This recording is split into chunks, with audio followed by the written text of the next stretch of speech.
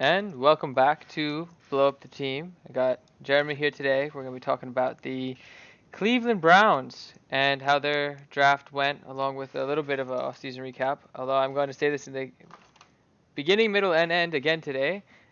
My rating is only based off the draft. It has nothing to do with the off-season at all. It's just I have to talk about the off-season to set the scene for why the draft is what the draft is. Um, so yeah, Matt is here with me. I don't know if he's gonna have much to add on the Cleveland Browns. Matt, you gonna have much to add on the Cleveland Browns? Not really. The Cleveland Browns are the Cleveland Browns. They last year it was going to be either everything or bust, and they busted. So Well, I don't even know what to say about them this year. so before we get started, make sure to like, comment, subscribe. Um, check out our Discord and our other social media. Those are all down in the description below, as well as check out the link to the original clips video, also in the description below. But without further ado, And just a side note, I'm going to be very, very quiet for this one. I got a little bit of a cough going on. oh no, we got Rona. Oh, shut up. Rona in the chat. Everybody run. Oh, that's Rona confirmed. Rona confirmed. All Yeah, right. that's Rona. All So, right. so I'm this, going to be mostly quiet for this one. Shut the fuck up. this is going to become a solo podcast very soon when Matt goes under. Expect the MLB post to stop. I will When not be Matt continuing goes under, holy shit. it. You won't even do it in my honor? You'll just I'll end do it? the Yankees one in your honor. Other than that, fuck the rest of them. Fair, fair, fair. I'm sorry. I love baseball. Played it for a lot of years. I am not as big of a baseball fan as I would need to be able to sit there and do all 30 teams. Fair enough. But with that being said, let's get into talking about the Cleveland Browns, who went a fantastic 6-10 last season. Um, where do I even start? They just seemed to underperform across the board last season. Maybe we can expect some upside as chemistry continues to build, especially among that offense. They brought in a big piece in Odell Beckham, and along with having a already young quarterback with Baker Mayfield, it's going to take some time for everybody to mesh on that offense, figure out how we're going to get everybody touches. Obviously, you've got Nick Chubb in the backfield as well, who proven to be a monster over the past season and a half, 2 seasons. So um, look out for how that offense begins to mesh. If they have all the talent on paper, that if they can start clicking on all cylinders, the team could be a force to reckon with. It's just I don't know, just across the board last season, it just felt like they were never the dominant force they had the potential to be. Um, they for offense last season they were 22nd in the league in yards per game, 22nd through the air while having Jarvis and Odell. The biggest note for me on that was they also have David Njoku as a tight end.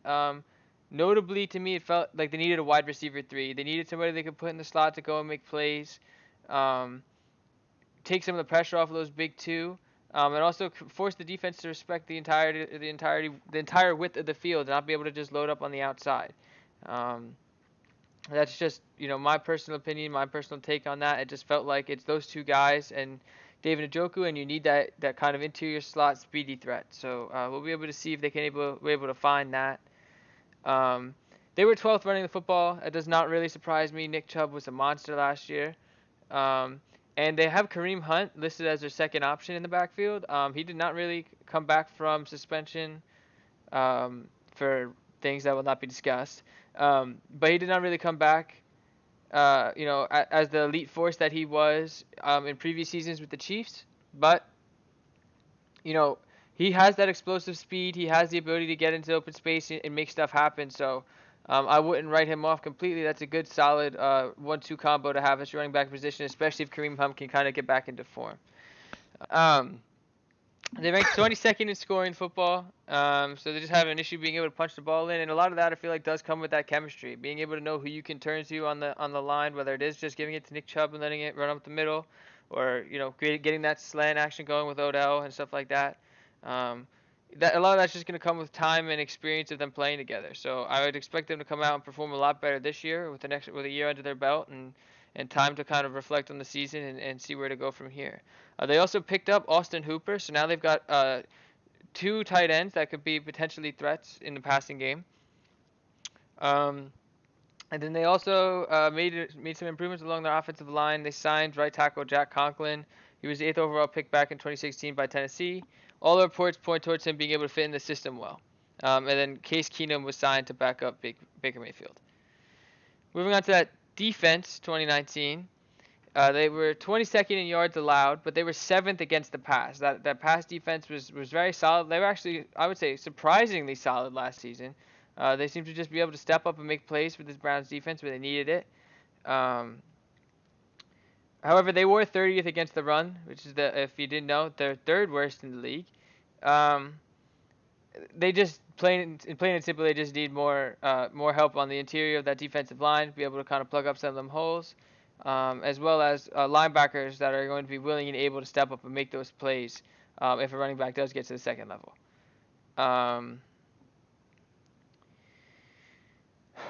Myles Garrett, I'm sorry, 20th in scoring defense as well. Myles Garrett was reinstated. They had him for 10 games last season before infamous helmet bashing on Mason Rudolph, I believe.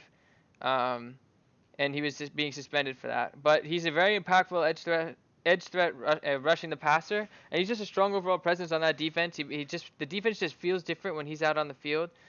He's excellent against the run. Obviously, I've just brought up his ability to rush the passer, so that's a huge thing for them that he's going to be able to be back, and hopefully he can stay on the field, stay out of trouble, and stay healthy. They also they made a few signings on that defense. They signed B.J. Goodson, who's now going to be starting at the linebacker position, and I didn't do thorough research on this, but I did see an article that reported that he was, at 26, the oldest linebacker on that Browns linebacking core. So that'll be interesting to see how that young core is able to kind of mesh together. No, I'm sorry. Did I say the oldest or the youngest? I meant to say the oldest. If I said youngest, I'm mistaken. But no, you said oldest. Okay, yeah. So he's the oldest linebacker on that core. So it'll be interesting to see how those young guys are able to step up and make and be that backbone that defense needs moving forward. He's the 4th round pick. He played for the Giants for 3 years. Then he went to the Packers. He's known primarily as a run stopper. So they went out and they made moves to be able to try to and improve on their weakness. He does, however, show weakness in the passing game. He tends to be replaced, at least in Green Bay. He tended to be replaced when it was an obvious passing situation. They also signed Adrian Claiborne, who's another experienced pass rusher, play opposite Myles Garrett. They signed Carl Joseph. Back up Myles Garrett. They also signed Carl Joseph, safety from the Raiders, 14th overall pick in the 2016 draft. And they also signed. No, I'm sorry. That was the end of the notable signings for me. So 14th overall pick, 2016 draft, safety from the Raiders, Carl Joseph. And I think all three of those guys have potential to be able to step up and make an impact this season for them. They're all projected, I believe, to be starters or backups, or like immediate backups who are likely to get playing time. So they noticed they knew what their weaknesses were, and they were willing to be able to step up and spend to be able to fill that in. So as a Browns fan, all you can really ask for is a GM who's willing to attempt to go out and do what he can to make the team better. And I think that he's shown that he's willing to do that. But I think now we'll get into their picks for this season's NFL draft, which is the primary focus of this video. Which I say that as we're already 7 minutes in, but it's fine. They went out and they signed. I'm so sorry. I'm frazzled today. They picked up Jedrick Wills Jr. Out of Alabama to be offensive tackle. They needed a tackle to play opposite Jack Conklin, who they also picked up, and I think they found it. He's listed to be a starting left tackle day one, and he seems to just be a well-rounded player. He has the athletic ability and strength to hold his ground against pass rushers, and he also has the power to knock defenders off their spots and create holes for the running game. So this was a good pickup for them. It was a position that they needed, and honestly, when you've got a talent that fills a hole, it's kind of hard to pass him up. And from the film that the little bit of film I've watched on this guy, he just seems to be able to and be willing to get up and look at that pancake right there. He's just willing to go and make plays or help make plays for for an offense, and that's what they're gonna need. They're gonna need Baker Mayfield to have time. Like real quick side note about Baker Mayfield.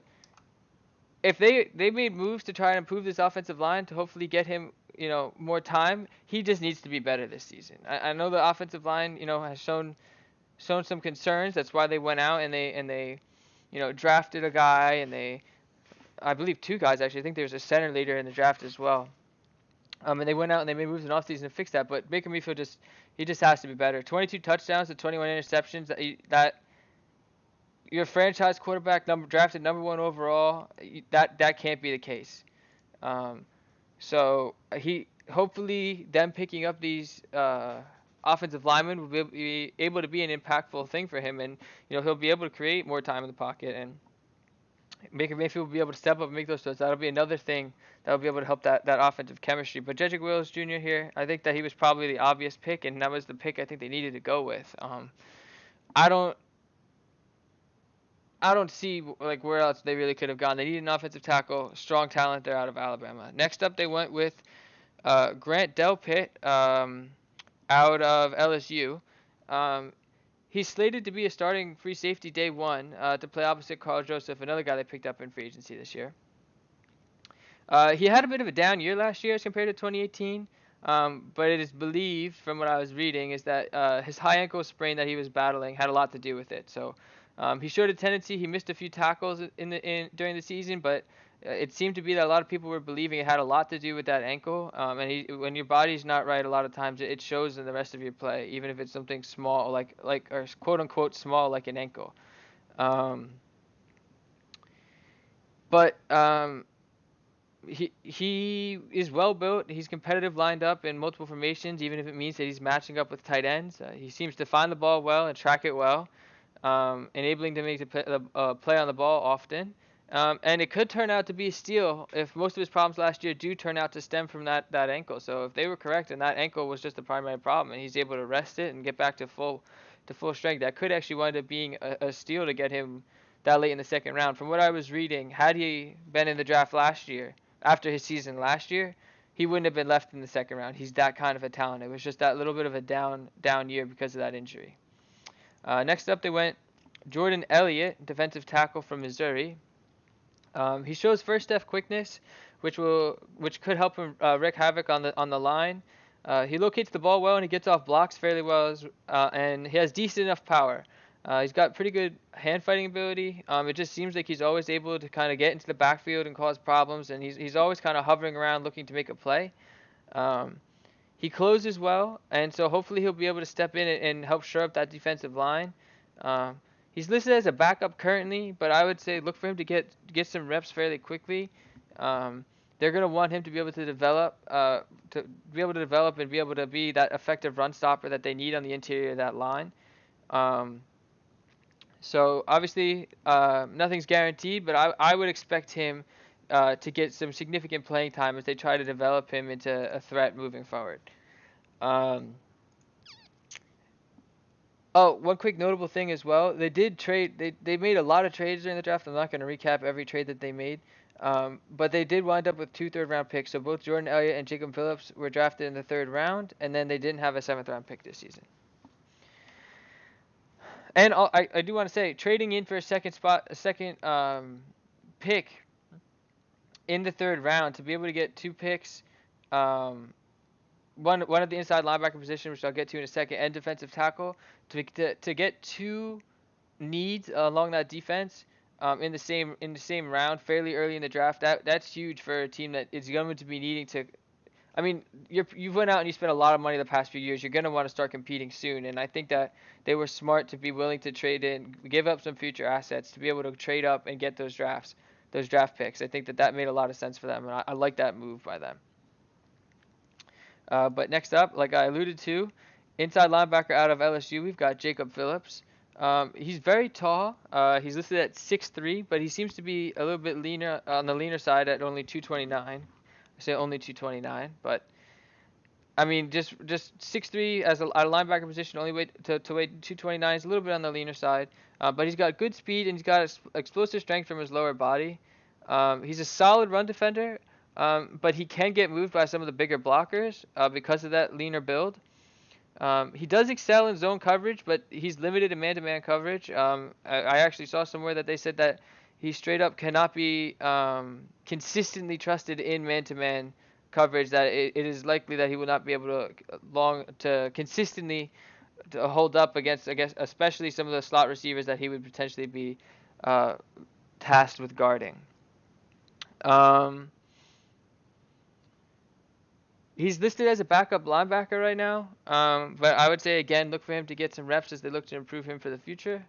Or did I just? No, yeah. Look for him to get some reps as they try to prep him for the future. Um, at the very least, I would say he should be an impactful special teams player. He's just he's kind of got that edge to him. Um, and the last little kind of downside note to him that I was able to find is that I didn't see anything on him that has shown me that he's got promise rushing the passer. So I don't think, again, this was another pick that they made to kind of shore up that run defense, seeing as that's what they needed the most help with. So I think that even though he does have that kind of one drawback that he's not really great against the pass. He's not a great pass rusher. They drafted guys that can do what they need them to do. Um, Next up in the fourth round, we've got Harrison Bryant, tight end out of Florida Atlantic. Um, I would say he's a solid receiving tight end. He's got good speed, but a little bit of below average length. But that speed can become impactful. He has the potential to make tough catches, and with that speed, he's able to kind of open things up by getting up the seam and causing problems for teams vertically. The one thing that I did see is that he does have some trouble with his hands at times. Um, and I was also a little curious on this pick as they had already signed Austin Hooper, I believe, and they obviously still had David Njoku as well. So this is going to wind up being a third string tight end for them coming out of college. So not a bad pick here. I think that they've got a good talent and he has a lot of potential for sure. Um, but like I said, if you've got Austin Hooper and David Njoku in front of him, which have proven both of them that they have upside in the NFL, to go and pick another tight end when I think that maybe they could have had more of or they could have had a good that would have been a good time I feel like to maybe pick up some depth at cornerback or an interior lineman, as I did not see them make any real substantial moves in the interior of the line in terms of guard play. So they could have. That is one pick that I feel like maybe they could have gone a different direction in. But moving on down to the next one, we've got Nick Harris. I'm going to try to keep this one a little bit shorter. He's got good quickness to get into position, and he's athletic enough to be able to be effective in pass protection. He fights hard, but he does lack that kind of extra pop of power, so he tends to give ground against some of those bigger power rushers. I would say that he's probably going to be a project piece for them, as you would kind of expect as we get later in the draft. They're going to look to see develop him. We took a flyer on him. They'll see what he's able to do. If nothing else, it gives them depth at that position. So we'll be able to see if he winds up becoming impactful at some point later in his career. But for right now, he's definitely going to be somebody that they're gonna kind of take a flyer on him, see what he can do, and kind of go from there. And then this last pick here, I actually like this pick. This pick, even though it is in the 6th round, when I was watching some of the film on him and I was reading up on him, Donovan Peoples-Jones. You're cutting out, Jeremy? I think it's my internet. I will listen back, but I'm pretty sure it's my internet. I like this late round pick here from them.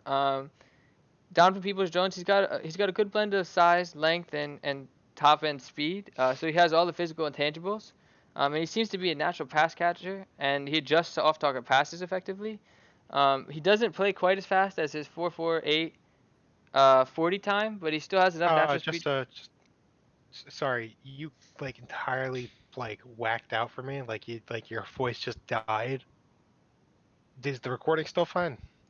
I can't hear that back until after, so I'm gonna have to listen back. Okay. Because it sounded like it just entirely went out, but I don't know if it was just on my end because of an internet problem. Yeah, my internet tends to kind of cut in and out a lot, so I'm going to, for now, work under the assumption that it was an internet dilemma. Okay.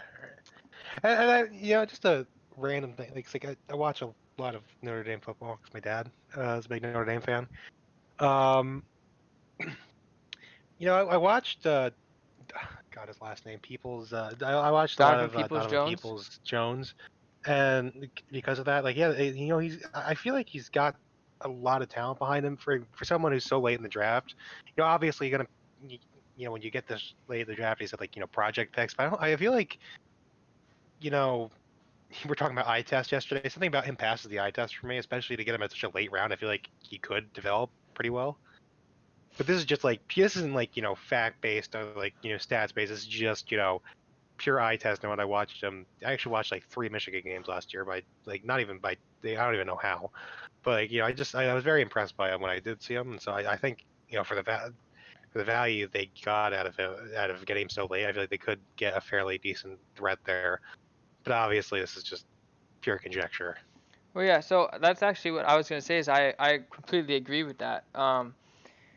To me, I was just talking about his physical intangibles, but like, and I said he's a natural pass catcher, and he may not play as fast as that 4.48 40 time, um, but he just seems to have some raw talent about him. There's just something about him that his production might not match it on paper, but I feel like he could develop into an effective NFL player, and he's got, like I said, he does have that natural speed and good hands, so I wouldn't even be surprised if they find a way to work him into special teams, maybe as a punt returner or something like that. But I mean, there's a lot of things to take into account when somebody's production is down in college. It could be that he didn't have the supporting cast around him. I don't watch a whole ton of Michigan football, but so Matt, maybe you could tell me, did it seem like they were a pretty well-rounded football team, or was it kind of a thing where it was just like you know, you never knew what you were gonna get from them, no matter whenever you turned them on?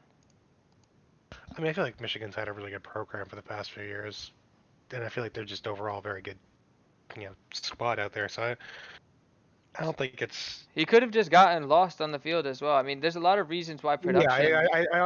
yeah, because like production's such like a. It all depends on how they work him into the system. That's what it No, comes yeah, down to. exactly.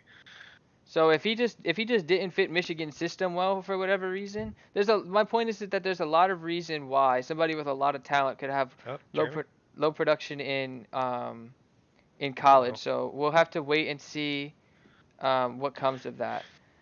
Matt, I heard that I was cutting out again, but I'm pretty confident it's my internet. Um, but yeah, I think that's all I wanted to say for Peoples Jones. He is a late round pick, which is likely to be a project pick. You're not expecting a ton of value out of him immediately, but we'll see what he can do later on. So overall, just for the draft, I think they could have picked up um, a cornerback or other interior lineman, but they still got good value deep into the draft in their later rounds. So I think they feel like they made effective picks. I did note that there was a little bit of redundancy on moves that they made. So I feel like they could have spread the love around a little bit more, but they definitely did a good job of targeting their weakness overall. And so looking at a draft grade for them, I think I'm going to come in here and I'm going to slot them at a. I would say I'm going to give them. I'm torn between a B and a B plus, personally. I think I'm going to go ahead and give them a nod to the B plus.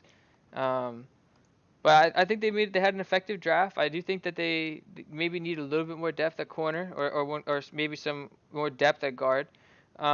But overall, I feel like they made effective draft choices. They got value late into the draft, and I like what they did and how they positioned themselves. So the key for Browns fans next year is just going to be how is that offense able to gel?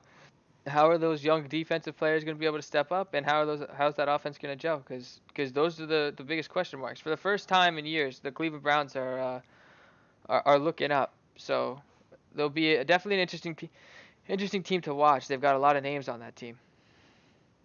Yeah, they do. But once again, they had a lot of teams in that team last year, and then we saw it happen. So it'd be interesting to see because I think that they should be performing better, far better than what they have Yeah, it's just a matter of being been. patient if you're a Browns fan and waiting to see what comes of it. But um, that will be it for us, unless Matt has something else to add. No, I think that's about it. So that will be it for us for today. Like I said, go make sure to check out the clips of this highlights video in the description below. Um, Make sure to like, comment, subscribe. Check out our Discord. Check out our other social medias. This will be it for us for the week, but we'll be back on Monday. I believe Matt is doing the Cleveland Indians on Monday. Is that correct? Yep. Uh, Not much to see here, folks. Dead team, dying team. Okay, let's not roast Cleveland sports too bad because we don't even need to bring up the Cavaliers. So, Oh well, no, okay, yeah, okay. So they're not like Cavaliers dead. um, but let's just say, um, that you know, let's just be hopeful of the Browns' future and just move on. How about that? But go back. Yesterday was Matt came out with the Cincinnati Reds preseason grade, so go ahead and check that out as well. Um, but like I said, like, comment, subscribe, check out our Discord, and we'll see you next time. Peace.